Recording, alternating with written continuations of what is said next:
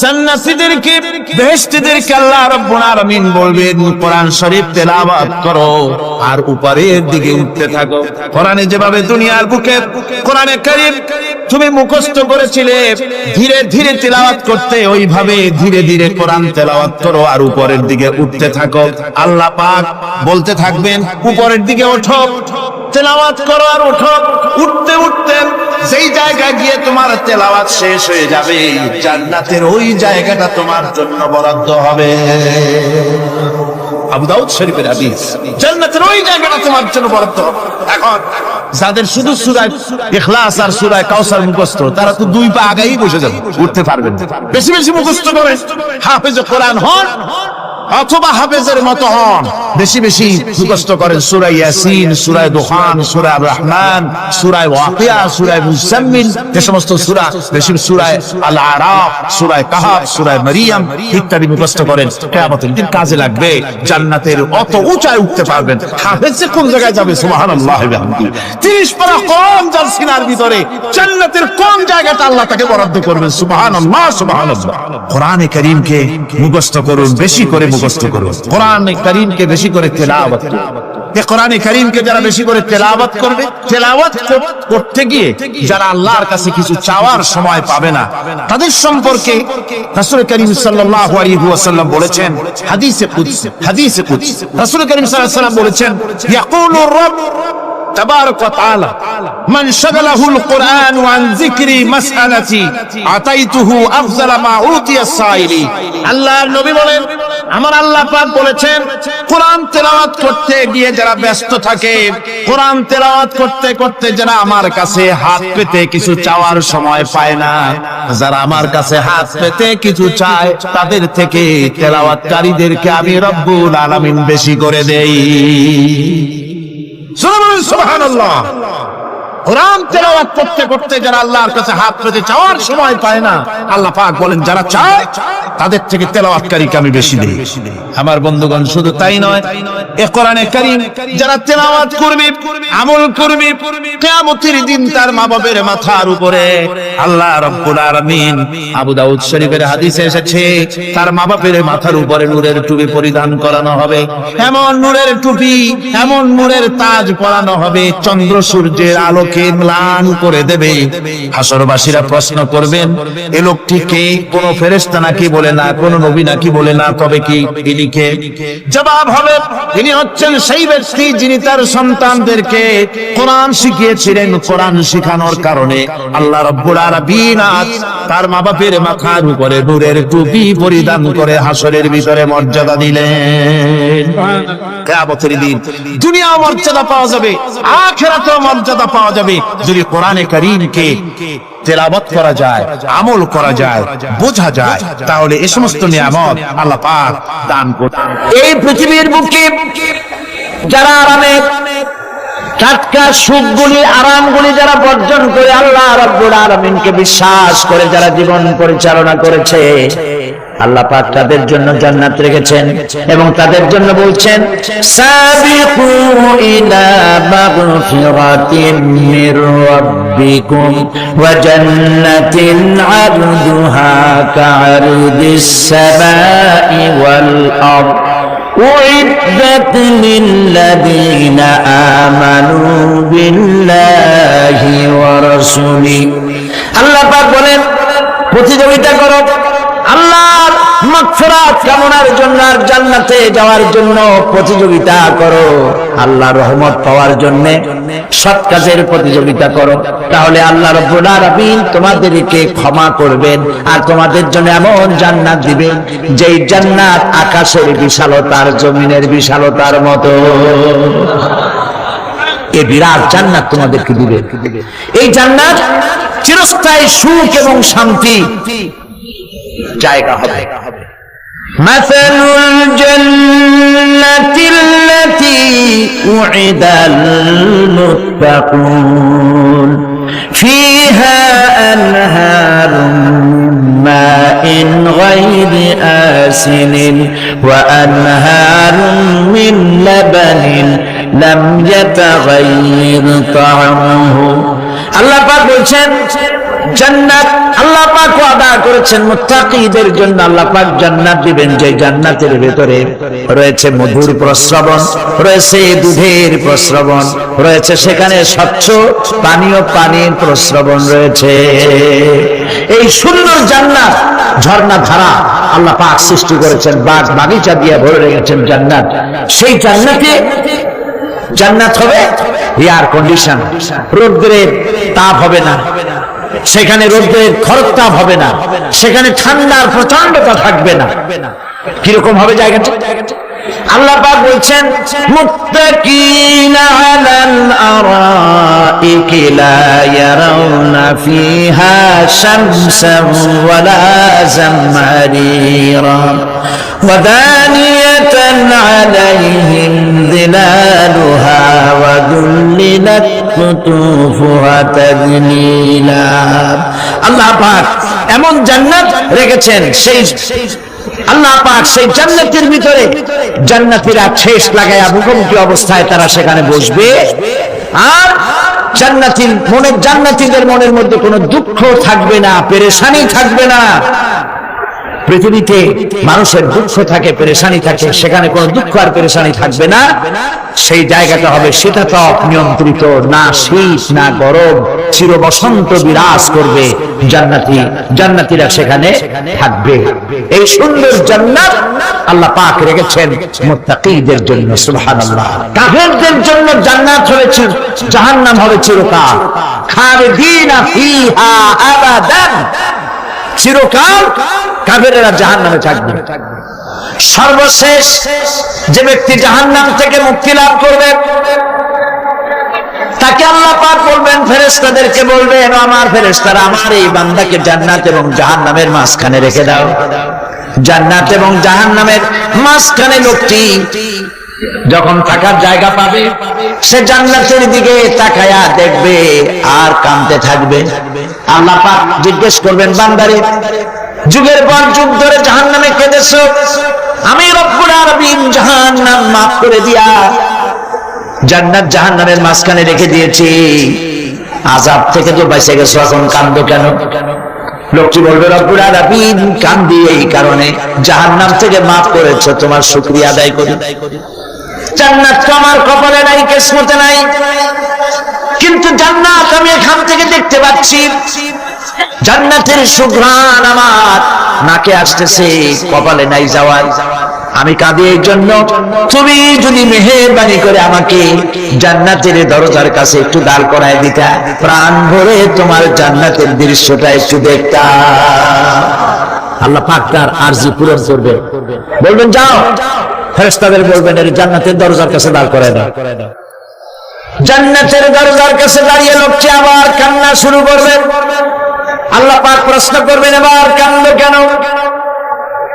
লোকটি বলল, রব্বুল আলামিন কান্দি এই কারণে, জান্নাতের এই দরজায় দাঁড়ায়া জান্নাতের অফুরন্ত নেয়ামত কিছুই ভালো করে দেখা যায় না, শুধু অল্প জায়গা দেখি। যদি তুমি আমারে দয়া করে জান্নাতের মাঝখানে দাঁড় করায় দিতা, চতুর্দিকে তাকায়া তাকায়া দেখা কলিজারে ঠান্ডা বানাইতাম। তবে আমি ওয়াদা করি, জান্নাতের কোন নাজ নেয়ামত, কোন ফল আমি খাবো না, ধরবো না, ছুঁইব না। একটুখানি মেহেরবানি করে মাঝখানে দাঁড় করাইয়া দাও, জান্নারে ঠান্ডা করে। আল্লাহ রাব্বুল আলামিন ফেরেশতাদের বলবেন, আমার এই বান্দারে জান্নাতের মাঝখানে দাঁড় করাইয়া দে। আল্লাহর নবী বলেন, জান্নাতের মাঝখানে দাঁড়িয়ে লোকটি আগের চাইতে আরো জোরে চিৎকার মেরে কাঁদতে থাকবে। আল্লাহ পাক বলবেন, বান্দারে কি হলো তোর? দরজার কাছে আসতে চাইছিলে, আইনা দিলাম। আবার এবার মাঝখানে আসতে চাইছো, তাও এনে দিয়েছি। আবার কান্দো কেন?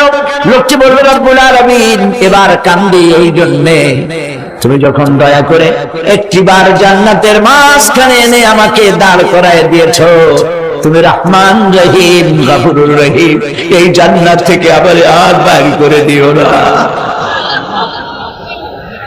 আল্লাহ রাব্বুল আলামিন বলবেন, ও আমার বান্দারে, আমার এই জান্নাত তোর খুব পছন্দ হয়েছে নাকি? লোকটি বলবে, রব্বুল আলামিন কলিজা ঠান্ডা হয়ে গেছে, ভাবতেও পারি না এই জান্নাত এত সুন্দর। আল্লাহ পাক বলবেন বান্দারে এরকম একটি নয় দুইটা নয়, তোর জন্য আমি 10টা জান্নাত এরকম রিজার্ভ করে রাখছি। সুবহানাল্লাহ। আল্লাহ পাককে ভয় করে পৃথিবীর সমস্ত পাপ থেকে যারা নিজেকে রক্ষা করবে আল্লাহ তাদের জন্য এই জান্নাত রেখে দিয়েছেন। সুবহানাল্লাহ। সেই জান্নাতের রিসিপশন আপনারা আন্দাজ করতে পারবেন না রিসিপশন কারে কয়। কি এর প্রধানমন্ত্রী আর প্রেসিডেন্ট 4-5টা পুলিশ আর আর্মি আসে একটা ফট করে সেলুট মারলো, বাস শেষ হয়ে গেল, এরকম না। জান্নাতীদেরকে রিসিপশন দেওয়া হবে। জান্নাতীরা যখন আল্লাহর হুকুমে জান্নাতের দিকে যেতে লাগবে, আর যখন জান্নাতের কাছে চলে যাবে আল্লাহ রাব্বুল আলামিন শোনায় দিচ্ছেন, হাত্তা ইযা জাউহা ফুতিহাত আবওয়াবুহা ওয়া ক্বালা লাহুম খাজানাতুহা সালামুন আলাইকুম তিবতুম ফাদখুলুহা খালিদিন। সুবহানাল্লাহ। জান্নাতীরা যখন জান্নাতে প্রবেশ করার দরজার মুখোমুখি হবে, তার রক্ষীগণ তখন বলবে, সালামুন আলাইকুম, আল্লাহর শান্তি তোমাদের উপরে বর্ষিত হোক। সুবহানাল্লাহ। দুনিয়ার টাটকা টাটকা সুখগুলি 2 পা দিয়ে ছেলে দিয়েছো, টাটকা সুখগুলি গ্রহণ করো নাই, হারাম খাও নাই, আল্লাহ দ্বীন কায়েমের জন্য রক্ত দিয়েছো, জীবন দিয়েছো, কষ্ট করেছো, আল্লাহকে ভয় করেছো, আমাদের সালাম গ্রহণ করো, জান্নাতের মধ্যে ঢুকে যাও চিরকালের জন্য। সুবহানাল্লাহ। আর বাইরে হওয়া লাগবে না, চিরকাল এই জান্নাতের মধ্যে তোমরা বসবাস করতে পারবে। আল্লাহ রাব্বুল আলামিনের ফেরেশতারা বলে দিবেন। জান্নাতের মধ্যে আল্লাহ পাক হুরদের সঙ্গে জান্নাতীদের বিয়ের ব্যবস্থা করে দিবেন। কোরআনে কারীমে আল্লাহ পাক বলেন, মুত্তাকিইনা আলা সুরুজিম মাসফুফাতিন ওয়া যাওয়াজনাহুম বিহুরিন ঈন। সামনাসামনি ভাবে সাজানো সারি সারি আসন সমূহের উপর তারা ঠেস লাগায় বসে থাকবে, আর আল্লাহ রাব্বুল আলামিন হুরদের সাথে জান্নাতীদের বিয়ের ব্যবস্থা করে দিবেন। যেসব হুরের সঙ্গে বিয়ে হবে তাদের আল্লাহ পাক বিবরণ দিচ্ছেন কি রকম হবে তারা। লাম ইয়াকুমিসহুন্না ইনসুন ওয়ালা জান। এর পূর্বে জিন এবং ইনসান এদেরকে কেউ স্পর্শ করে নাই। কিরকম তারা? কাআন্নাহুন্নাল ইয়াকুতু ওয়াল মারজান। যেমন ঝিনুকের ভিতরে মণিমুক্তা থাকে, এইভাবে আল্লাহ পাক তাদেরকে পবিত্র করে রেখে দিয়েছেন। আমার প্রিয় ভাইরা, আল্লাহ রাব্বুল আলামিন কোরআনে কারীমের ভিতরে বলেছেন, ফাবিআইয়ি আলা'i রাব্বিকুমা তুকাযযিবান। জান্নাত দান করে আল্লাহ পাক এবার জান্নাতীদেরকে সম্বোধন করে বলবেন, ইয়া ইবাদি লা খাউফুন আলাইকুমুল ইয়াওমা ওয়ালা আনতুম তাহজানুন। হে আমার বান্দারা, লা খাউফুন আলাইকুমুল ইয়াওম, আজ আর কোনো ভয় নাই। সুবহানাল্লাহ, সুবহানাল্লাহ। আজ আর কোনো ভয় নাই, কোনো চিন্তাও নাই, আরামে এই জান্নাতের মধ্যে বসবাস করো। এরপরে আল্লাহ পাক জিজ্ঞেস করবেন, ও আমার জান্নাতীরা, আমি যে সব ওয়াদা করছিলাম আমার ওয়াদা মোতাবেক সমস্ত নিয়ামত পেয়েছো? তারা বলবে, হ্যাঁ পেয়েছি, সব নিয়ামত আপনার ওয়াদা মোতাবেক সব পেয়েছি। আল্লাহ রাব্বুল আলামিন বলবেন, সব পাও নাই, ওয়ালাদাইনা মাজিদ, আমার কাছে আরো বেশি আছে। সুবহানাল্লাহ, আমার কাছে আরো বেশি আছে। জান্নাতীরা বুঝবে না সে আরো বেশিটা কি, এর থেকে আর বেশি কি। প্রিয় ভাই সব, নবী করিম সাল্লাল্লাহু আলাইহি সাল্লাম বলেছেন, জান্নাতের সুখ আর শান্তি কোন চোখ নাই যা দেখেছে, যা কোন অন্তঃকরণ নাই যা কল্পনা করতে পেরেছে। এই জান্নাত মুত্তাকিদের জন্য আল্লাহ রাখছেন। সুবহানাল্লাহ। জান্নাতীরা ভাবতেও পারবে না সেই নিয়ামতগুলি কি। প্রিয় ভাই সব, সেই মুহূর্তে আল্লাহর নবী মুহাম্মদুর রাসূলুল্লাহ সাল্লাল্লাহু আলাইহি ওয়াসাল্লাম বলবেন, রব্বুল আলামিন, আমার উম্মতেরা জান্নাতীরা বুঝতে পারে নাই আপনার কাছে কি নিয়ামত আরো বেশি আছে। আমার এই উম্মতেরা জান্নাতীরা আপনার ওয়াদা মোতাবেক সব পেয়েছে, কিন্তু একটি জিনিস এখনো তাদের কিসমতে হয় নাই। সেই জিনিসটা হলো, যারা তার রবকে না দেখে শুধু কোরআন আর হাদিসের কথা শুনে আরবের ঘুম হারাম করে তাহাজ্জুদের নামাজ আদায় করেছিল, চোখের পানি বেরিয়েছিল, যারা জান্নাত দেখে নাই, জাহান্নাম দেখে নাই, আপনাকে ভয় করে যারা জীবন পরিচালনা করেছিল, যারা আপনাকে দেখে নাই, না দেখে শুধু কোরআন হাদিস বিশ্বাস করে যারা অকাতরে নিজেদের জীবন বিলায় দিয়েছিল, এই জান্নাতীরা এখন পর্যন্ত তার রবকে দেখতে পারে নাই। আল্লাহ রাব্বুল আলামিন তার সামনে থেকে ৭০,০০০ পর্দা সরে যাবে। আল্লাহ পাক বান্দাদের আরজি পুরা করার জন্য জান্নাতীদের সামনে তিনি জালোয়া ফরজ হবে।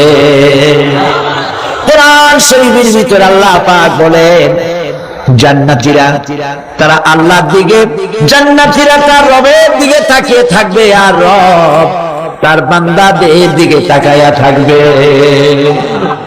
প্রাণ ভরে জান্নাতীরা রবকে দেখবে, সুবহানাল্লাহ, আল্লাহ পাককে দেখবে। প্রাণ খুলে আজ দোয়া করি, রব্বুল আলামিন, জান্নাতের যেই পরিবেশে, যেই জায়গায় তুমি দয়া করে তোমার গোলামদেরকে তুমি নিজেই দর্শন দিবে, দেখা দিবে, মনিব গো, ও আমাদের রব, আজ এই বিশাল জনসমুদ্র নিয়ে তোমার দরবারে আবেগ ভরা কণ্ঠে বলি, যে অনুষ্ঠানটি তুমি এমন মুবারক অনুষ্ঠান করবে যেখানে তুমি জান্নাতীদেরকে দেখা দিবে, ওই জান্নাতের কোন একটি, ওই অনুষ্ঠানের কোন একটি কোনায় কানায় আমাদেরকেও দাঁড় করাইয়া দেখাই তো।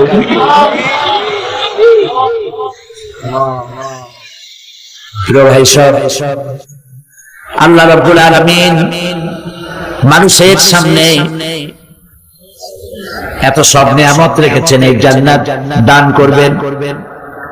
এরপরে আল্লাহ রাব্বুল আলামিন কোরআনে কারীমের মধ্যে বলেছেন, রব্বিস সামাওয়াতি ওয়াল আরদি ওয়া মা বাইনাহুমার রাহমানি লা ইয়ামলিকুনা মিনহু খিতাবা। এসব পুরস্কার রয়েছে তোমাদের সেই রবের পক্ষ থেকে যিনি আকাশ আর জমিনের মালিক। সুবহানাল্লাহ বলবেন না? যার সামনে কথা বলার ক্ষমতা কারো হবে না। এটি একটি মারাত্মক কথা। কিয়ামতের দিন আল্লাহর দরবারে কেউ কথা বলতে পারবে না আল্লাহর নির্দেশ ছাড়া। একটি আকীদা পরিষ্কার করে নিয়ে যান আপনাদের, সে আকীদাটা এভাবে পরিষ্কার করুন, কোন পীর সাহেব, কোন খাজা বাবা, কোন মাওলানা, কোন মুহাদ্দিস, কোন বুজুর্গ আপনাকে সুপারিশ করতে পারবে না যদি না আল্লাহ পাক তাকে কথা বলার তৌফিক না দেয়। মনে থাকবে এটা।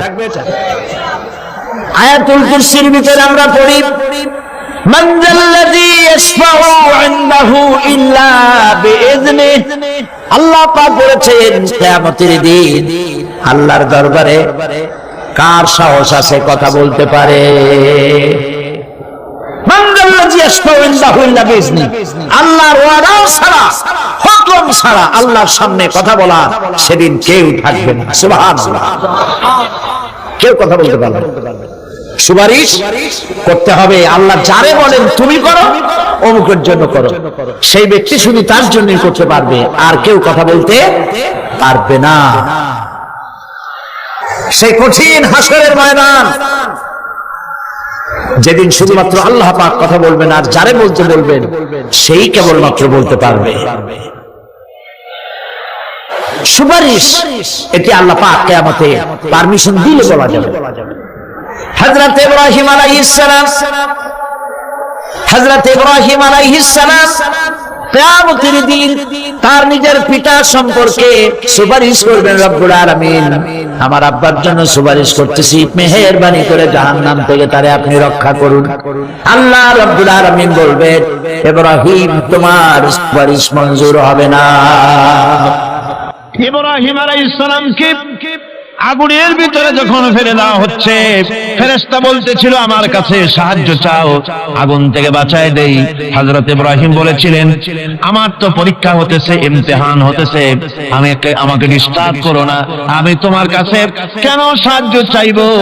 আমি আগুনে পুড়লে পরে আমার মাবুদ, আমার খোদা, আমার আল্লাহ তিনি যদি খুশি হন, তাহলে আমার এমন আল্লাহকে খুশি করার জন্য 1000 বার পুড়তে রাজি আছি। তোমার কাছে কেন সাহায্য চাইবো? আমি তো অন্ধ, আল্লাহর ইবাদত করি না যিনি আমার দুঃখ দুর্দশা নিজের চোখে না দেখেন। আগুনের মধ্যে পড়ে গেলেন। আল্লাহ পাক আগুনকে অর্ডার করে দিলেন, ইয়া নারু কুনি বারদাও ওয়া সালামান আলা ইব্রাহিম। আগুন আমার ইব্রাহিমের জন্য ঠান্ডা হয়ে যা, শান্তি দাও, ঠান্ডা হয়ে যা। তাহলে দেখা গেল আগুনের মালিক হচ্ছেন আল্লাহ পাক। আল্লাহ পাক আজও যদি কোনো পূজা করা লাগবে না আগুনের পূজা করা তো হারাম। আগুন হচ্ছে আল্লাহর গোলাম, আল্লাহর সৃষ্টি, এটা হচ্ছে মাখলুক, আল্লাহ হচ্ছেন খালিক। বিশ্ব কবি সম্রাট আল্লামা ডক্টর ইকবাল কি সুন্দর করে বলেছেন, আজ ভি হো জো ইব্রাহিম কা ইমাম पैदा, আজ ভি হো জো ইব্রাহিম কা ইমাম पैदा, আ কর সকতি है এক अंदाज गुलिस्तान पैदा। ইব্রাহিমের ঈমান যদি আজও কোথাও হয় বিদ্যমান, করতে পারেন অগ্নিকুণ্ডে খুবসুরত এক গুলিস্তান। এখনো যদি ইব্রাহিমের ঈমান যদি কারো মধ্যে জাগ্রত হয় আর তাকে যদি আগুনে ভালানো হয়, সে আল্লাহ আজও আছেন না নাই? আছে কিনা? ততবার মুসা এবং তার ভাই হারুনকে আমার নিদর্শন দিয়ে তাদেরকে সুস্পষ্ট রূপে প্রমাণ সহ ফেরাউন এবং তার সভাসদের কাছে আমি পাঠিয়ে দিলাম। তারা যখন তাদের কাছে গিয়ে দ্বীনের দাওয়াত দিল, তখন তারা কি বলল?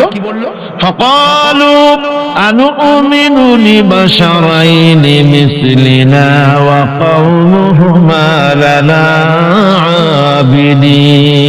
আবিদুন। আমি যখন তাদেরকে পাঠালাম, তারা যখন দ্বীনের দাওয়াত দিলেন, ইবাদতের দাওয়াত দিলেন, তখন তারা বলল, আমরা কি এমন আমাদেরই মতো দুজন মানুষের আনুগত্য করব? এখানে আবেদুন অর্থাৎ দাসত্ব, আমরা কি তার দাসত্ব করব? ওয়ামা খালাকতুল জিন্না ওয়াল ইনসা ইল্লা লিয়াবুদুন। আমি মানুষ এবং জিনকে সৃষ্টি করেছি শুধুমাত্র আমার ইবাদতের জন্য, আমার গোলামের জন্য, আমার আনুগত্যের জন্য। এখন এই ইবাদত আমাদের সৃষ্টি হয়েছে কিসের জন্য? জবাব দিতে হবে সকলকে। কি জন্য? ইবাদতের জন্য। আমি যে মাঝে মধ্যে প্রশ্ন করি, তাতে কি আপনারা রাগ করেন নাকি? আমি আপনাদেরকে কষ্ট দেওয়ার জন্য প্রশ্ন করি না, এটি সুন্নতের একটি অংশ। রাসূল সাল্লাল্লাহু আলাইহি ওয়াসাল্লাম গুরুত্বপূর্ণ কথাগুলি সাহাবায়ে কিরামদেরকে 3 বার করে জিজ্ঞেস করতেন, যাতে করে কথাগুলি অন্তরের ভেতরে ঢুকে যায়, কলিজার ভিতরে ঢুকে যায়। আল্লাহ পাক আমাদের সৃষ্টি করেছেন ইবাদতের জন্য। কিসের জন্য? আমরা যেন তার গোলামি করি, সেই জন্য আল্লাহ পাক আমাদেরকে সৃষ্টি করেছেন, জিনদেরকেও সৃষ্টি করেছেন ইবাদতের জন্য। এই ইবাদত একটি ব্যাপক অর্থবোধক শব্দ। আমরা যদি ইবাদতটা নাই বুঝি, তা আমাদের মানব জন্ম হবে বৃথা। ইবাদত হচ্ছে আল্লাহর পছন্দনীয় জিনিসগুলি আমল করে তার সন্তুষ্টি অর্জন করার জন্য প্রচেষ্টা চালানো জীবনের সকল ক্ষেত্রে। এর মধ্যে ইবাদতের ভিতরে এমন এক ব্যাপক অর্থ, যে এর ভিতরে নামাজ, রোজা, হজ, যাকাত, সত্য কথা, আমানতদারি, দিয়ানতদারি, প্রতিবেশীর হক আদায় করা, মাতা পিতাকে শ্রদ্ধা করা, প্রতিবেশীর হক আদায় করা, স্ত্রীর হক আদায় করা, সৎ কাজের আদেশ করা, অসৎ কাজের নিষেধ করা, জিহাদ ফি সাবিলিল্লাহ করা, এই সব কিছুই হচ্ছে ইবাদতের মধ্যে শামিল। জিকির আজকার করা, তেলাওয়াত করা, আমলে সালেহ করা, এভাবে করে আল্লাহ পাককে খুশি করার জন্য আল্লাহর নির্দেশ মাফিক কাজগুলি করা, সবটাই হচ্ছে ইবাদতের মধ্যে শামিল। মানব সৃষ্টির উদ্দেশ্য এবং লক্ষ্যই হচ্ছে মানুষ গোলামি করবে, আনুগত্য করবে আল্লাহ পাক। এই জন্য যত নবী আল্লাহ পাক পৃথিবীতে পাঠিয়েছেন, সমস্ত নবী দাওয়াত দিয়েছেন তার উম্মতকে কি বলে? ইয়া কওমি ইবুদুল্লাহা মা লাকুম মিন ইলাহিন গায়রু। প্রত্যেক নবী তার জাতিকে, তার সম্প্রদায়কে ডেকে বলেছেন, হে আমার জাতি, হে আমার সম্প্রদায়, এক আল্লাহর গোলামি করো, তিনি ছাড়া তোমাদের কোনো ইলাহ নাই, প্রভু নাই, মাবুদ বলে কেউ নাই।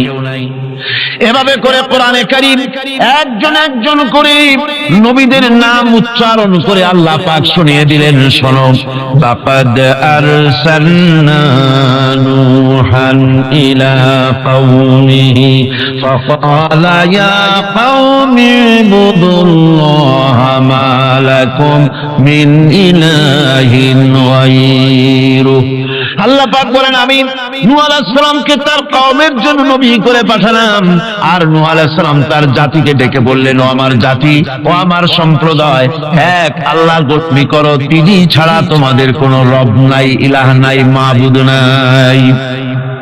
হুদ আলাইহিস সালাম সম্পর্কে আল্লাহ পাক বলছেন, ওয়াইলা আদিন আখাহুম হুদান ক্বালা ইয়া কওমি ইবুদুল্লাহা মা লাকুম মিন ইলাহিন গায়রু। হুদকে আমি সামুদ জাতির জন্য, আমি সালেহ আলাইহিস সালামকে তার জাতির জন্য পাঠাইছি, হুদকে তার জাতির জন্য পাঠাইছি, এবং তারা সকলেই বলেছেন, হে আমার জাতি, এক আল্লাহর গোলামি করো, এক আল্লাহর দাসত্ব করো, আর কারো গোলামি করা যাবে না। এভাবে করে শুআয়ব আলাইহিস সালাম সম্পর্কে আল্লাহ পাক বলেছেন, আমি মাদিয়ানবাসীদের জন্য তাকে পাঠিয়েছি, এবং তাকে আমি বলেছি যে একমাত্র আল্লাহ পাকের গোলামি করো, জীবনের সকল ক্ষেত্রে তার আনুগত্য করো। আল্লাহ পাকের পরে বলেন, শুধু নূহ, শুধু হুদ, শুধু সালেহ আর শুআয়ব নয়, শুধু মূসা আর ঈসা নয়, ওয়ালাকাদ বা'আসনা ফি কুল্লি উম্মাতির রাসূলা আন ইবুদুল্লাহা ওয়াজতানিবুত তাগুত। আমি প্রত্যেক জাতির জন্যই রাসূল প্রেরণ করেছি, এবং সকলেই দাওয়াত দিয়েছেন, আন ইবুদুল্লাহ ওয়াজতানিবুত তাগুত, এক আল্লাহর গোলামি করো, এক আল্লাহর আনুগত্য করো, আর তাগুতকে বর্জন করো। তাগুত হচ্ছে সেই শক্তি, যে শক্তি শুধু নিজেই আল্লাহর আইন অমান্য করে না, অন্যদেরকেও অমান্য করতে বাধ্য করে। তাকে কি বলা হয়? কোরআন বলছে, وما أرسلنا من قبلك من رسول إلا نوحي إليه أنه لا إله إلا أنا فاعبدون। আল্লাহ পাক বলছেন, হে নবী, তোমার পূর্বে এই পৃথিবীতে আমি যাদেরকে পাঠিয়েছি তাদের সকলের প্রতি আমি এই ওহী অবতীর্ণ করেছিলাম যে তারা তার জাতিকে বলবে, লা ইলাহা ইল্লা, লা ইলাহা ইল্লা আনা, আমি ছাড়া কোনো ইলাহ নাই, অর্থাৎ আল্লাহ ছাড়া কোনো ইলাহ নাই। এই কথাটা নবীরা সকল জাতির কাছে তারা বলবে, এই বলে ওহী নাযিল করেছে, এবং তারা বলবে একমাত্র আল্লাহ পাকের গোলামি, তার আনুগত্য জীবনের সকল ক্ষেত্রে করতে হবে, তিনি ছাড়া কোনো ইলাহ নাই, এটাকে বিশ্বাস করতে হবে। মেরাজ উপলক্ষে আল্লাহ পাক রাসূল কারীম সাল্লাল্লাহু আলাইহি ওয়াসাল্লামকে যে পেগাম দিয়েছিলেন, যে হাদিয়া দিয়েছিলেন, যে 14টি পেগাম ছিল, তার মধ্যে প্রথম পেগাম যেটা ছিল সে ছিল কি? وقضى ربك ألا تعبدوا إلا إياه وبالوالدين إحسانا। তোমার রবের পক্ষ থেকে এটা চূড়ান্ত রূপে ফয়সালা হয়ে গিয়েছে, চূড়ান্ত ফয়সালা হয়ে গিয়েছে যে দাসত্ব, গোলামি, আনুগত্য করতে হবে কেবলমাত্র আল্লাহ সুবহানাহু ওয়া তাআলা। আল্লাহ পাকের গোলামি ছাড়া কারো গোলামি করা যাবে না। এখন এই গোলামিটা কি জিনিস, আসুন আমরা ব্যাখ্যা করে আলোচনা করে বুঝতে চেষ্টা করি গোলামিটা কি। এটি হচ্ছে, এটা মানুষের একটা স্বভাবজাত প্রবৃত্তি। মানুষের সামনে মানুষ কারো না কারো আনুগত্য করতে চায়, এটা তার রুহের মধ্যে, তার রক্তের মধ্যে, তার দেহের মধ্যে এটা মিশ্রিত রয়েছে। যেমন মানুষ ক্ষুধা লাগলে ক্ষুধা নিবৃত্ত করার জন্য আহারের আশ্রয় গ্রহণ করে, ঠান্ডা লাগলে শীত বস্ত্রের আশ্রয় নেয়, ক্ষুধা লাগলে খাদ্যের আশ্রয় নেয়, গরম লাগলে বৃষ্টি হলে ঘরের মধ্যে আশ্রয় নেয়, মনের ভাষা ব্যক্ত করার জন্য, মনের কথা ভাবের আদান প্রদান করার জন্য ভাষার আশ্রয় গ্রহণ করে। ঠিক এগুলি যেমন তার সহজাত প্রবৃত্তি, ঠিক অনুরূপ ভাবে উপাসনার প্রেরণা তার মধ্যে স্বাভাবিকভাবেই উপাসনার প্রেরণা তার মধ্যে ঢুকিয়ে দেওয়া রয়েছে। কারো না কারো সামনে তার মাথা নত করা এটি একটি স্বাভাবিক প্রেরণা। ইবাদতের ধারণা প্রকৃতপক্ষে এটি একটি ব্যাপক ধারণা। এর প্রথমে এটাকে দুই ভাগে ভাগ করা যায়, একটা হচ্ছে বন্দিগি এবং আনুগত্য, আর একটা হচ্ছে পূজা বা অর্চনা। বন্দিগি এবং আনুগত্যের ব্যাপারটা হচ্ছে যে উচ্চতর কোন একটি সত্তার সামনে মাথা নত করে দেওয়া, যেটাকে আরবিতে বলা হয় ইজহারে তাজাল্লুল, নিজেকে ছোট করা, নিজেকে ছোট করা। এই নিজেকে ছোট করাটা এটা কিন্তু আল্লাহ পাক ছাড়া কারো সামনে মাথা নত করা, কথা বুঝেন না নাকি? আল্লাহ ছাড়া কারো সামনে মাথা নত করা যাবে না। সুতরাং ইজহারে তাজাল্লুল, ইজহারে তাজাল্লুল, মানুষ নিজেকে ছোট করবে কেবলমাত্র আল্লাহর কাছে। কার কাছে? আল্লাহ ছাড়া কারো সামনে মানুষ মাথা নত করতে পারবে না। এমনকি আমার দেশের কোর্টগুলিতে জজ সাহেবদেরকে বলা হয় মিলর্ড, আমার প্রভু। ব্রিটিশের শেখানো কথা, কোন মুসলমান উকিলের এমন কথা বলা উচিত নয়, জায়েজ নয়, হারাম। এ ধরনের কাস্টমস, এ ধরনের ট্র্যাডিশন উৎখাত করা উচিত। মাননীয় স্পিকার, মাননীয় জজ সাহেব, সম্মানিত জজ সাহেব এভাবে বলতে পারে, কিন্তু আমার প্রভু, প্রভু তো মুসলমানের একজন। প্রভু কয়জন? তার নাম কি? এই 60 জনে কইলেন আল্লাহ। আল্লাহর নাম নিতে দুঃখ লাগে, ভয় করে, লজ্জা করে, চিল্লা কোন প্রভুকে? আল্লাহ সুবহানাহু ওয়া তাআলা। সুতরাং তার সামনে মাথা নত করতে হবে। এখন বন্দিগি বা আনুগত্য, আমি এই জিনিসটা একটা দৃষ্টান্তের মাঝে আপনাদের সামনে পেশ করতে চাই। খুবই গুরুত্বপূর্ণ বিষয়, আপনারা শুনলে আশা করি আল্লাহ পাক আমাদেরকে ফায়দা দান করবেন। আমি দোয়া চাই এই গুরুত্বপূর্ণ বিষয়টি যেন গুছিয়ে আপনাদের সামনে পেশ করতে পারি, আল্লাহ পাক যেন তৌফিক দান করেন। এই আনুগত্যটা একটা দৃষ্টান্ত ভাবে দেওয়া যায়, যেমন চাকর মনিবের আনুগত্য করে। চাকর কার আনুগত্য করে? মনিবের। মনিব যা বলে চাকর সেগুলিকে মান্য করে। এটাকে আরেকটু বড় করে যদি দেখতে চান তাহলে এভাবে বলা যায়, জনগণ, একটা দেশের জনগণ সরকারের আনুগত্য করে। সরকার যা বলে সরকারের আনুগত্য করে। মানুষ তার নিজের অজান্তেও কোর্টে, কাছারিতে, আদালতে, রাস্তায়, নৌকায়, স্টিমারে, প্লেনে, শিক্ষাঙ্গনে, সর্বত্র একটি দেশের জনগণ একটা সরকারের আইন নিজের অজান্তেই মেশিনের মতো পালন করে চলে, ঠিক কিনা?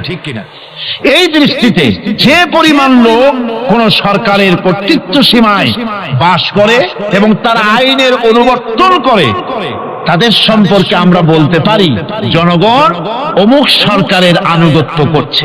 আর এটাকে যদি আরবিতে বলেন তাহলে বলা যায় এভাবে, জনগণ অমুক সরকারের ইবাদত করছে, আনুগত্য করছে, দাসত্ব করছে, গোলামি করছে।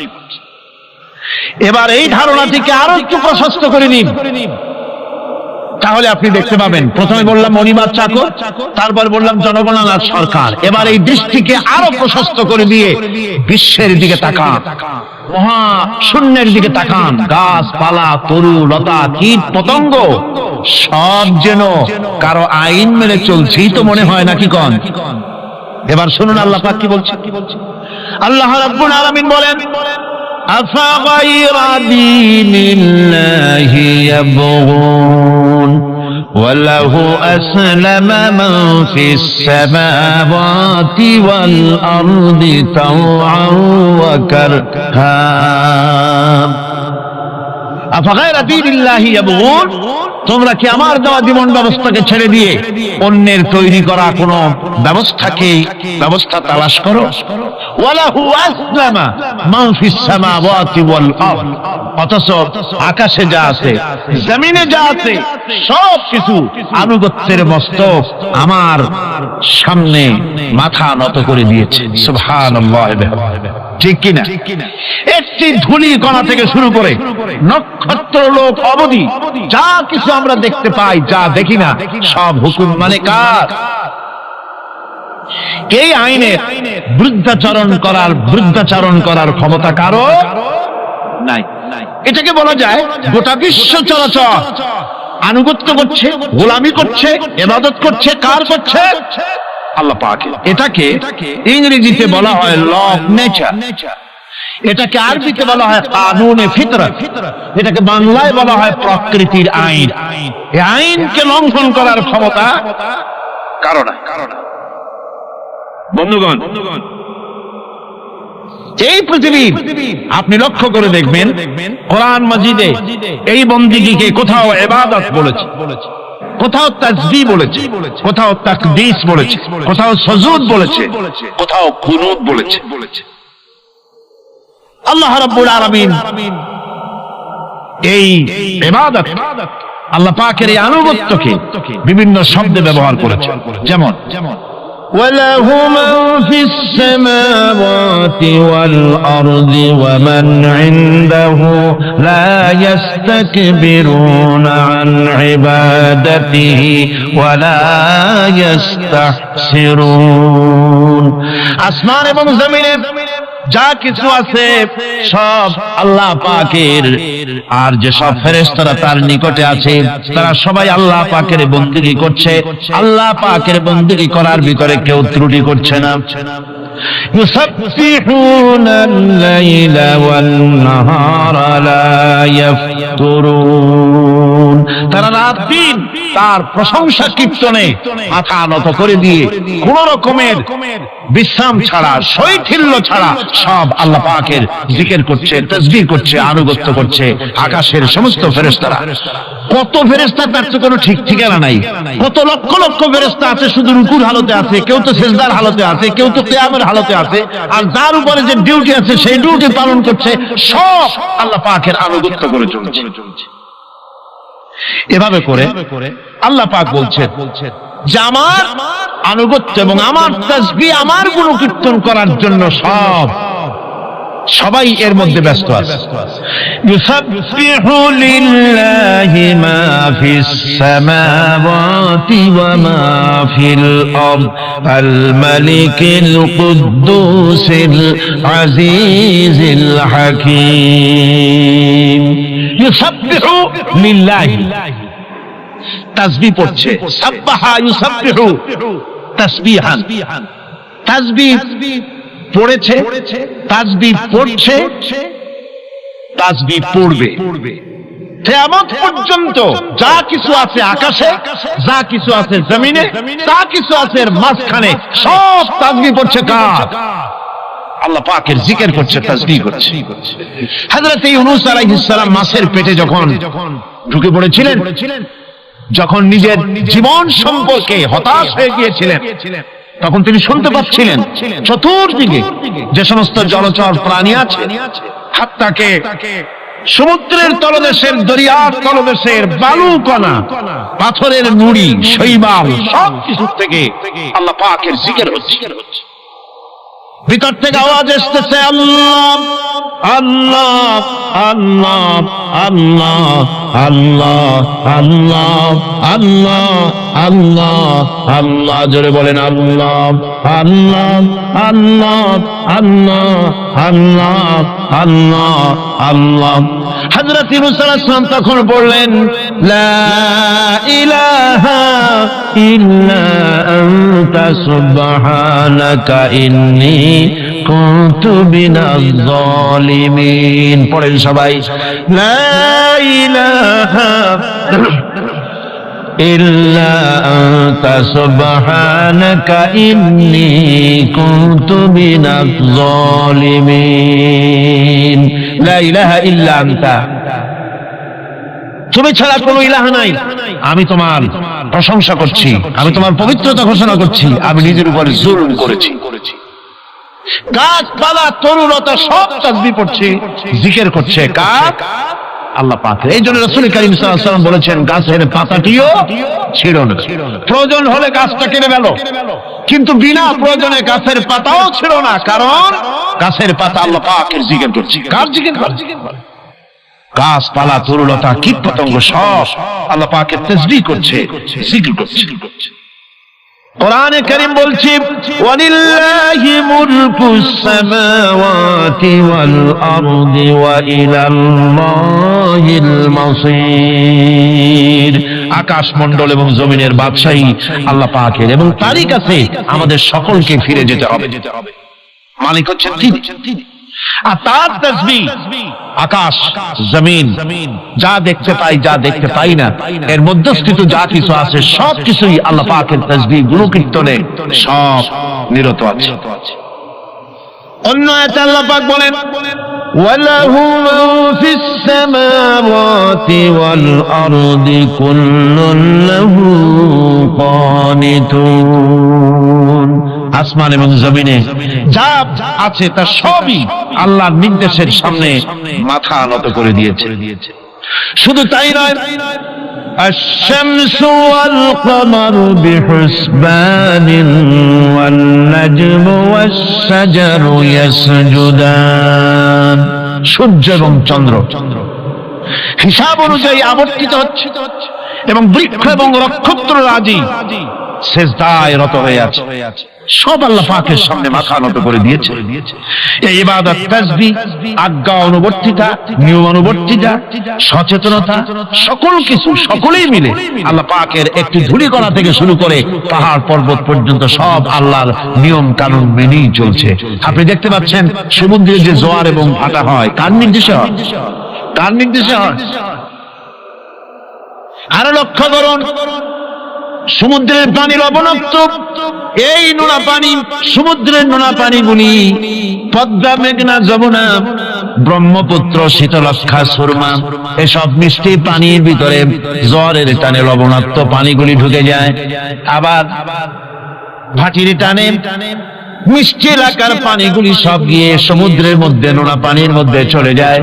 মাঝখানে কোনো পার্টিশন নাই, মাঝখানে কোনো হিজাব নাই, কোনো বেড়া নাই, বাদ নাই।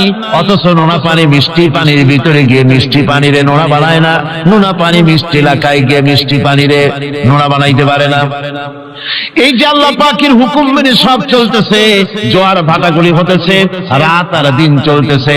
রাত 12টার সময় সূর্য এসে বলে না রাত সর, আমি এখন দিন বানায় ভালাবো। বেলা 12টার সময় রাতের আগমন ঘটতে পারে না। লাশ-শামসু ইয়ানবাগী লাহা আন তুদরিকাল কমারা ওয়ালাল লাইলু সাবিকুন নাহার ওয়া কুল্লুন ফি ফালাকি ইয়াসবাহুন।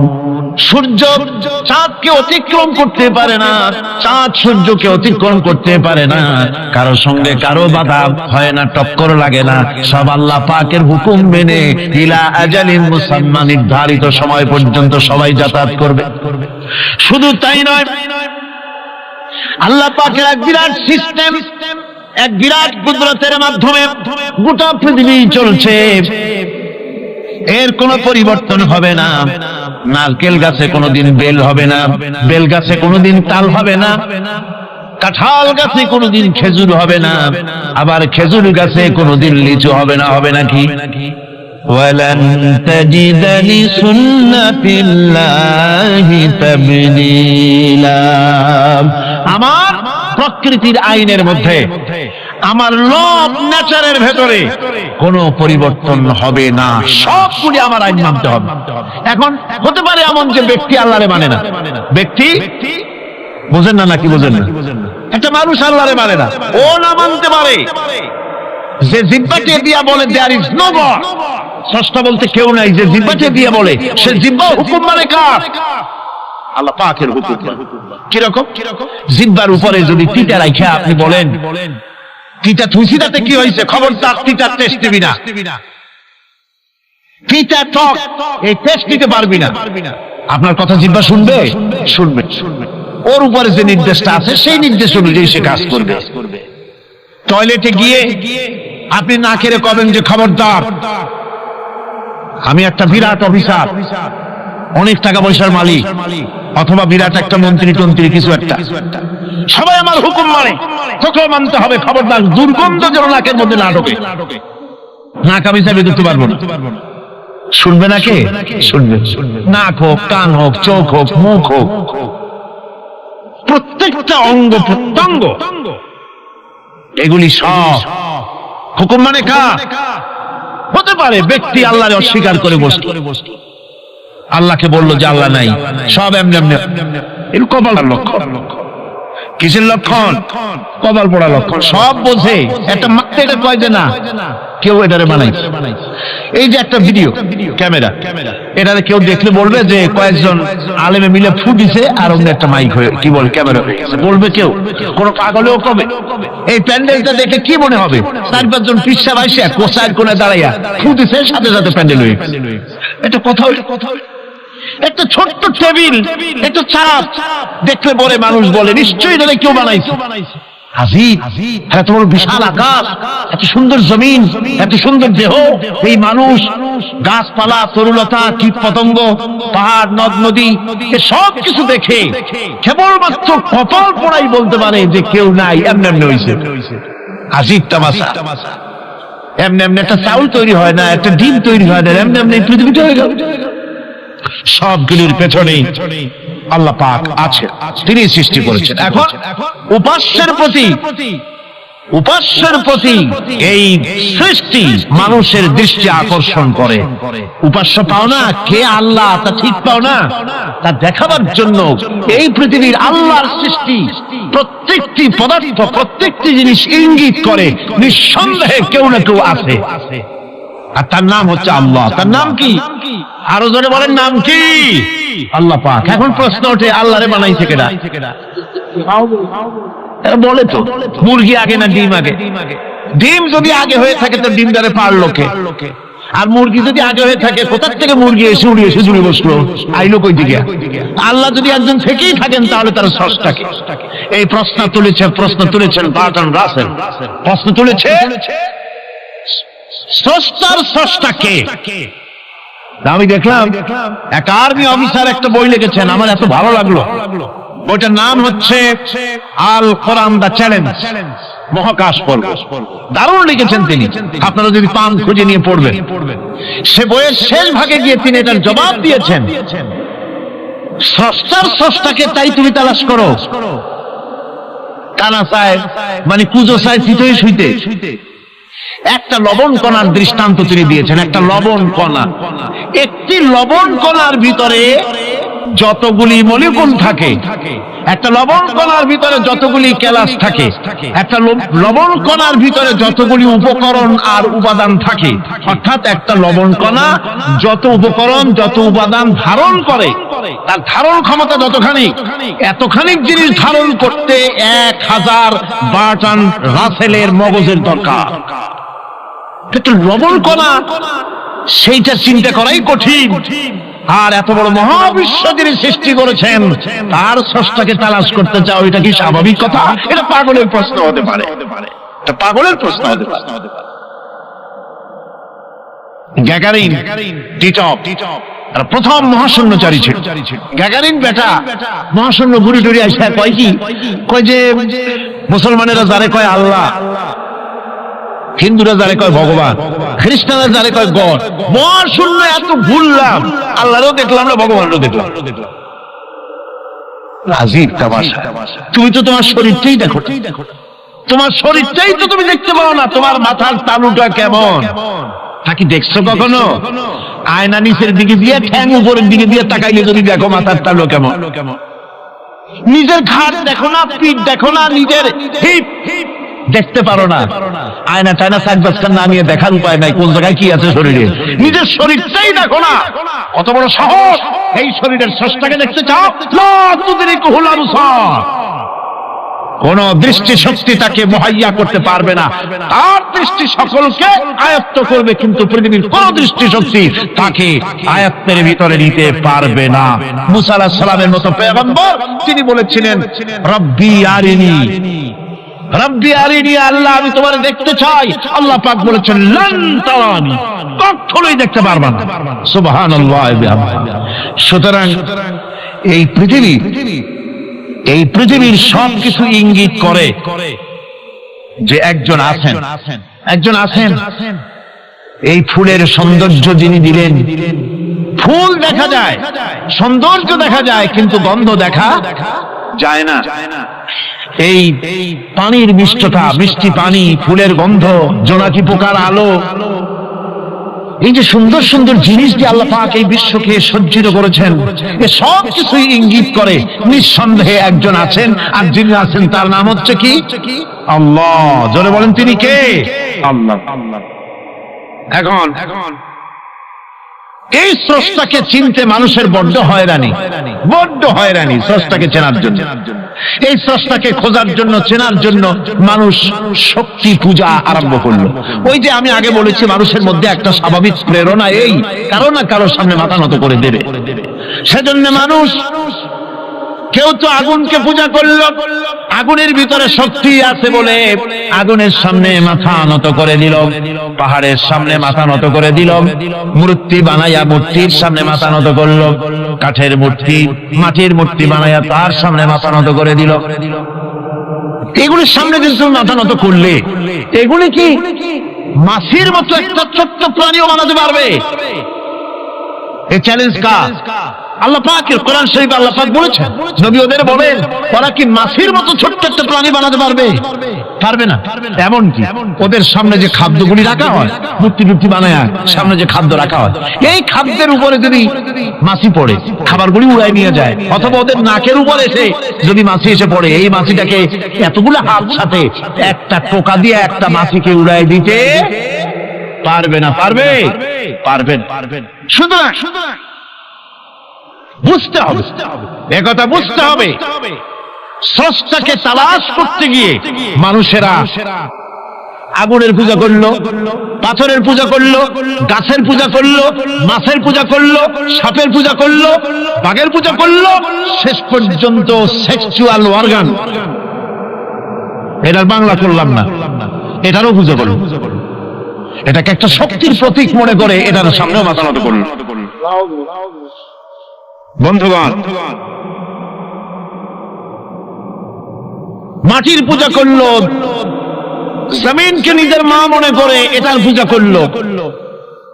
অথচ আল্লাহ পাক পরিষ্কার করে বলে দিয়েছেন, লা ইলাহা ইল্লা আনা ফা'বুদুন, আমি ছাড়া কোনো ইলাহ নাই, আল্লাহ ছাড়া কোনো ইলাহ নাই।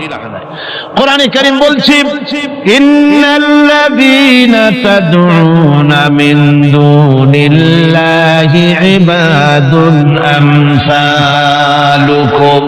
আল্লাহ পাক বলেন, আমাকে বাদ দিয়ে তোমরা যার সামনে মাথা নত করো, যার সামনে পূজা করো, অর্চনা করো, বন্দেগী করো, ওটা তোমার মতো আমার আরেকটি গোলাম। তুমি যেমন আমার গোলাম, ওটাও আমারই গোলাম। এই আল্লাহ সুবহানাহু ওয়া তাআলা তিনি বলছেন, আমাকে বাদ দিয়ে যার সামনে মাথা নত করো, ওরা আমার গোলাম। সূর্য কার গোলাম? চন্দ্র কার গোলাম? সাপ বলেন, বাঘ বলেন, আগুন বলেন, সব কার গোলাম? এগুলি সব কার কথা শোনে? আগুন যতই পূজা করেন, আগুনের মধ্যে আপনি পড়লে আগুন কি ছাড়বে? ছাড়বে না। তবে হ্যাঁ, আগুনের মালিক যদি বলে তাহলে ছেড়ে দিবে। ঠিক কিনা? ইব্রাহিম আলাইহিস সালামকে আগুনের ভিতরে যখন ফেলে দেওয়া হচ্ছে, ফেরেশতা বলতেছিল আমার কাছে সাহায্য চাও, আগুন থেকে বাঁচায় দেই। হযরত ইব্রাহিম বলেছিলেন আমার তো পরীক্ষা হতেছে, ইমতিহান হতেছে, আমাকে ডিস্টার্ব করো না, আমি তোমার কাছে কেন সাহায্য চাইবো? আমি আগুনে পুড়লে পরে আমার মাবুদ, আমার খোদা, আমার আল্লাহ তিনি যদি খুশি হন, তাহলে আমার এমন আল্লাহকে খুশি করার জন্য 1000 বার পড়তে রাজি আছি। তোমার কাছে কেন সাহায্য চাইবো? আমি তো অন্ধ, আল্লাহর ইবাদত করি না যিনি আমার দুঃখ দুর্দশা নিজের চোখে না দেখেন। আগুনের মধ্যে পড়ে গেলেন। আল্লাহ পাক আগুনকে অর্ডার করে দিলেন, ইয়া নারু কুনি বারদাও ওয়া সালামান আলা ইব্রাহিম। আগুন আমার ইব্রাহিমের জন্য ঠান্ডা হয়ে যা, শান্তি দাও, ঠান্ডা হয়ে যা। তাহলে দেখা গেল আগুনের মালিক হচ্ছেন আল্লাহ পাক। আল্লাহ পাক আজও যদি কোনো পূজা করা রাখবেন আগুনের পূজা করা তো হারাম। আগুন হচ্ছে আল্লাহর গোলাম, আল্লাহর সৃষ্টি, এটা হচ্ছে মাখলুক, আল্লাহ হচ্ছেন খালিক। বিশ্ব কবি সম্রাট আল্লামা ডাক্তার ইকবাল কি সুন্দর করে বলেছেন, আজ ভি হো জো ইব্রাহিম কা ইমাম পয়দা, আজ ভি হো जो इब्राहिम का इमाम पैदा आ कर सकती है एक अंदाज गुलिस्तान पैदा। ইব্রাহিমের ঈমান যদি আজও কোথাও হয় বিদ্যমান, করতে পারেন অগ্নিকুণ্ডে খুবসুরত এক গুলিস্তান। এখনো যদি ইব্রাহিমের ঈমান যদি কারো মধ্যে জাগ্রত হয় আর তাকে যদি আগুনে ভালানো হয়, সে আল্লাহ আজও আছেন না নাই? আছে কিনা? আল্লাহু লা ইলাহা ইল্লা হুয়াল হাইয়ুল কাইয়্যুম। পড়েন সবাই, আল্লাহু লা ইলাহা ইল্লা হুয়াল হাইয়ুল কাইয়্যুম। তিনি সদা জাগ্রত, তিনি চিরঞ্জীব। সুতরাং মহান শক্তিধর আল্লাহ পাক, তার হচ্ছে সব গোলাম। তুমি গোলাম হইয়া আর এক গোলামের কাছে হাত পাতো, সে তোমারে কিচ্ছু দিতে পারবে না। আমি দৃষ্টান্ত দিদি গিয়ে বলি, একজন ভিক্ষুক সে যদি আর একজন ভিক্ষুকের কাছে গিয়ে বলে, ভাই আমারে 10টা টাকা দাও, সে 10 টাকা পাবে কই? সারাদিন খয়রাত করে পাইছে মোটে 5 টাকা, তোমার তো 10 টাকা দিতে পারবে না। ও ভিক্ষুক, তুমিও ভিক্ষুক। সুতরাং গোটা বিশ্ববাসী হচ্ছে আল্লাহ পাকের কাছে ভিক্ষুক। সব বলি কি ভিক্ষুক? প্রধানমন্ত্রী হোক, প্রেসিডেন্ট হোক, প্রধান সেনাপতি হোক, আল্লাহ পাকের দরবারে এগুলি কিচ্ছুই না। গোলাম, এগুলি সব কি? গোলাম আর গোলাম। সুতরাং মাথা নত করা যাবে না কারোর সামনে। এই প্রকৃতি, এই নেচার শেখাচ্ছে একজন আছেন, সেটাকে বুঝতে হবে। বোঝার জন্য আল্লাহ কি দিয়েছেন? কি বোঝার জন্য আল্লাহ পাক মানুষকে ব্রেন দিয়েছেন, বিবেক দিয়েছেন। শোনার জন্য কান দিয়েছেন, দেখার জন্য চোখ দিয়েছেন। আল্লাহ পাক বলছেন, লাহুম কুলুবুন লা ইয়াফকাহুনা বিহা ওয়া লাহুম আয়ুনুন লা ইউবসিরুনা বিহা ওয়া লাহুম আযানুন লা ইয়াসমাউনা বিহা উলাইকা কাল আনআম বাল হুম আযাল উলাইকা হুমুল গাফিলুন। আমি যাদেরকে কান দিয়েছিলাম, কলব দিয়েছিলাম, বিবেক দিয়েছিলাম, বিবেক দিয়ে সব বুঝলো, কিন্তু আমারে বুঝলো না। বিবেক দিয়া সব বুঝলো, বিবেক দিয়া সমস্ত জিনিস, নিজের স্বার্থের জিনিসগুলি বুঝলো, কিন্তু আল্লাহকে বুঝলো না। কান দিয়েছিলাম শোনার জন্য, কান শুনলো, বাজে কথা শুনলো, সব শুনলো, কিন্তু হকের দাওয়াত তার কানের মধ্যে ঢুকলো না। হক বুঝলো না, হক শুনলো না, হক দেখলো না, সত্যকে চিনতে পারলো না। আল্লাহ পাক বলেন, উলাইকা কাল আনআম, এরা হলো চতুষ্পদ, জানোয়ার, জানোয়ার, পশু। আল্লাহ কয় না খালি পশু কইলে সারেন, বালহু আদাল, একেবারে পশুর চাইতো নিকৃষ্ট। কারণ কারণ হলো পশু অবিশ্বাসী নয়, পশু অবিশ্বাসী নয়, পশু কাফের নয়, পশু মুশরিক নয়, পশু মুরতাদ নয়, পশু নাস্তিক নয়, ঠিক কিনা? সুতরাং পশুর চাইতেও খারাপ, পশুর চাইতেও খারাপ। পশু যেটা বোঝে তাও বোঝে। পশু তো অন্তত মালিকের আনুগত্য করে, তার কথা শোনে, যার খায় তার কথা শোনে। কুত্তাটাও, কুকুরও যার খায় তার কথা শোনে, ঠিক কিনা গণ? অথচ যে আল্লাহ রাব্বুল আলামিন খেতে দিলেন, পড়তে দিলেন, সব কিছু দিলেন, তার ইবাদতটা বুঝতে চেষ্টা করলো না, তার ইবাদত বুঝতে চেষ্টা করলো না, তার গোলামি করতে জানলো না। সুতরাং এগুলি হচ্ছে উলাইকা কালানা, এগুলি চতুষ্পদ জন্তু এবং জানোয়ারের মতো, বরং তার থেকেও নিকৃষ্ট। মানুষকে আল্লাহ পাক জ্ঞান দিয়েছিলেন, সেই জ্ঞান দিয়ে সে দূরবীন আবিষ্কার করলো, জ্ঞান দিয়ে দূরবীন আবিষ্কার করলো যাতে করে শকুনের চাইতে তীক্ষ্ণ দৃষ্টি সম্পন্ন হয়। সে গাড়ি আবিষ্কার করলো যাতে করে চিতাবাঘের চাইতে বেশি দৌড়াইতে পারে। সে সাবমেরিন আবিষ্কার করলো যাতে করে মাছের চাইতে বেশি দ্রুতগামী হয়ে চলতে পারে পানির তলা দিয়া। সব কিছুই করলো, কিন্তু তার মনুষ্যত্বকে বাড়াইতে পারলো না, মনুষ্যত্বকে বাড়াতে পারলো না। এই মনুষ্যত্বই ছিল সবচেয়ে বড় জিনিস। কবি বলছেন, মুঝে ইয়ে ডর হ্যায় कि दिले जिंदा तू ना मर जाए, मुझे ये डर है कि दिले जिंदा तू ना मर जाए, कि जिंदगानी इबारत है तेरे जीने से, मुझे ये डर है कि दिले जिंदा तू ना मर जाए। আমার এই ভয় হয় হে আমার জীবন্ত আত্মা তোর না অপমৃত্যু হয়ে যায়, কারণ তোর যদি অপমৃত্যু হয় তাহলে আমার তো বেঁচে থাকার কোনো লাভ নাই। আমরা তো আমাদের আত্মা, জীবিত আত্মাকে মেরে ফেলছি, জীবিত আত্মাকে মেরে ফেলছি, আত্মাকে বিকশিত করছি না। আত্মাকে বিকশিত করতে হবে। এই আত্মা বিকশিত হবে কিভাবে? সব জিনিসের খাবার আল্লাহ পাক এই জমিনে তৈরি করেছেন, ঠিক কিনা? সকলের খাবার এই জমিনে। মানুষ যেহেতু তৈরি হয়েছে এই মাটি দিয়ে, সেই জন্য আল্লাহ রাব্বুল আলামিন মানুষের খাবার মাটি দিয়ে তৈরি করে দিয়েছেন। কলা দিয়েছেন, কচু দিয়েছেন, আলু দিয়েছেন, মূলা দিয়েছেন, তাল দিয়েছেন, বেল দিয়েছেন, মাছ দিয়েছেন, তরকারি দিয়েছেন, পনির দিয়েছেন, দিয়েছেন, গোশত দিয়েছেন। খাবারের কোনো অভাব রাখেন নাই, সব মাটি দিয়েছে।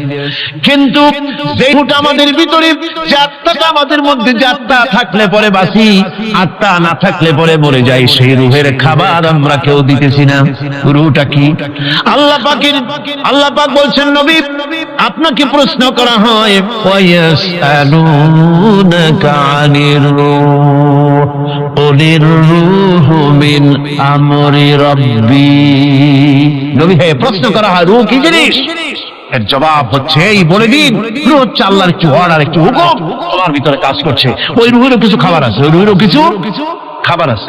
সে রূহকে খাবার জমিনে তৈরি হবে না। রূহ গোশত খাবে না, পনির খাবে না, দুধ খাবে না, সর খাবে না, ফল খাবে না। কি খাবে? রূহের খাবার। যেহেতু রূহ এই পৃথিবীতে তৈরি হয় নাই, রূহ এসেছে আলমে আরওয়াহ থেকে, সেজন্য রব্বুল আলামিন রূহের খাবার পাঠিয়েছেন লৌহ মাহফুজ থেকে। আল্লাহ পাক কোরআনে কারীমকে রূহের খোরাক করে পাঠিয়েছেন।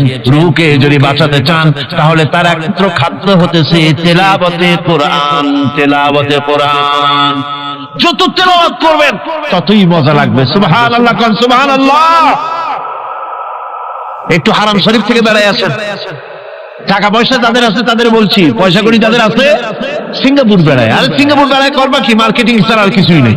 সিঙ্গাপুর, ব্যাংকক, হংকং এই সমস্ত জায়গায় ঘুরে টুরে আসে খুব দেখে আসছে। টাকা নষ্ট করে লাভ নাই, বরং পয়সা করি যদি আল্লাহ দিয়ে থাকে হস্ত করবেনই। পয়সা করি বেশি থাকলে রমজান মুবারকে উমরা করে এসে রাসূল কারীম সাল্লাল্লাহু আলাইহি ওয়াসাল্লাম বলেছেন, যে ব্যক্তি রমজান মুবারকে উমরা করলো সেজন্য আমার সাথে হজ আদায় করলো। কেন বল? এই জন্য বললাম, আল্লাহ পাক আমাকে কয়েকবার নসিব করেছেন। সেখানে যখন রমজান মুবারকে যখন তেলাওয়াত হতে থাকে তারাবিহের ভেতরে, মনে হচ্ছে যেন আকাশ থেকে ওই নাজিল হতেছে। মানুষের চোখের পানি, নাকের পানি একাকার হয়ে যায় হারাম শরীফের ভিতরে। সেখানে তো মুনাজাত সারা বছর মুনাজাত হয় না, মুনাজাত হয় রমজান মোবারকে বেতেরের নামাজের ভিতরে। বেতেরের নামাজের ভিতরে ইমাম সাহেব হাত তুলে মুনাজাত করেন, অন্তত 8 থেকে 10 লক্ষ মানুষ হজের মৌসুমের মতো কাঁদতে কাঁদতে পাগল হয়ে গেল। কোরআন কি মজা! কোরআন হচ্ছে রুহের খাবার। আমরা তো রুহের খাওয়াই না, ঘোড়ার উপরে চড়ি, গাধার উপরে চড়ি, ঘোড়ারে গাধারে জন্মের মতো মুঠেই খাইতে দেই না, নিজে খাই জন্মের মতো খাইয়া ঘোড়ারে খাইতে দেওয়া হয় না, গাধারে খাইতে দেওয়া হয় না। ফলে ওর উপরে যখন সওয়ার হয় তখন ঘোড়া গাধা না খাইতে খাইতে একদিন চারদিকে দিয়া জায়গায় চিপে মরা ছাড়ার কোনো পথ থাকে না। আমাদের মানুষেরা খায় কি? সুবহানাল্লাহ। এই যে শবে বরাত আসতেছে, কি যে খাবে, আগের থেকে লিস্ট তৈরি হয়ে যায় কতটা আইটেম তৈরি করা হবে। রমজান মাসে আল্লাহ একটু কম টম মান্দায় খাবে, একটা রমজান মাস আল্লাহ দিলেন। সেই রোজার মাসে যে সারাদিন খায় না, এটাকে উসুল করে ইফতারের সময় সে যে কত খাবা, চোখ ছানা বড় হয়ে যাবে দেখে। পেঁয়াজি, বেগুনি, হালিম, শরবত, তরমুজ, বেল, কলা, কচু, নাকি খাইতে খাইতে মাগরিবের রক্ত শেষ। কয় ভাই নামাজটা কোন রকম পড়ে আসি, তারপরে খাবো। আবার গেল নামাজ পড়তে, আবার এসে খাইলে, খাইয়া তারপরে আবার ভাত খাইলো। কেমনি যে খায় আল্লাহই জানে, গলায় আঙ্গুল দিলে পাওয়া এরকম খাইয়া তারপরে তারাবি পড়তে দাঁড়ায়। জনমের মতো খাইলে পরে তো অলস হবে শরীর।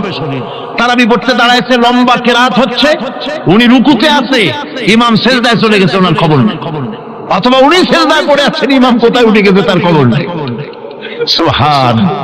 সুতরাং নিজে খাইয়া পেটটারে দুম্বার মতো সাইজ বানায় কোনো লাভ নাই। পেট বড় বানাবান না, সিনা বড় বানান। সিনা বড় বানান, সিনার ভিতরে কোরআন ধারণ করেন, মজা পাবে। এই আল্লাহ রাব্বুল আলামিন এত বড় নিয়ামত, এই কোরআন এর থেকে বড় নিয়ামত পৃথিবীতে আর নাই। শ্রেষ্ঠ নিয়ামত, এর থেকে বড় নিয়ামত আছে ভাই? এই শ্রেষ্ঠ নিয়ামতকে পড়তে শিখুন, বুঝতে শিখুন, হেদায়েতের সবের মধ্যে আছে। রব্বানা যালামনা আনফুসানা ওয়া ইন লাম তাগফির লানা ওয়া তারহামনা লানাকুনান্না মিনাল খাসিরিন। ربنا لا تزغ قلوبنا بعد إذ هديتنا وهب لنا من لدنك رحمة إنك أنت الوهاب। আয় আল্লাহ তাআলা, হাজার হাজার মুসলমান নরনারী ঠান্ডাকে উপেক্ষা করে তোমার দ্বীনের কথা শোনার জন্য, কোরআনে কারীমের কথা শোনার জন্য এই মাঠে এসে হাজির হয়েছে।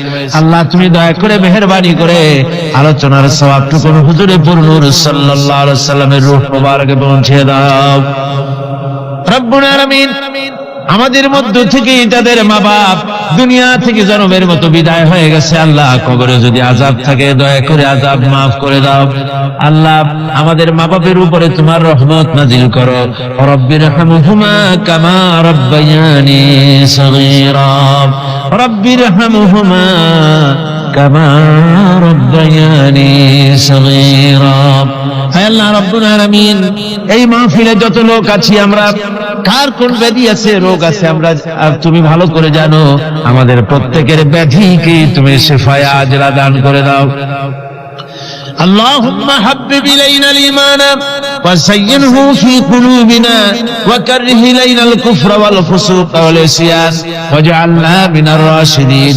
ربنا تقبل منا إنك أنت السميع العليم وتب علينا إنك أنت التواب الرحيم. سبحان ربك رب العزة عما يصفون وسلام على المرسلين الحمد لله رب العالمين. واجعل آخر كلمتنا عند الموت لا إله إلا الله محمد رسول الله.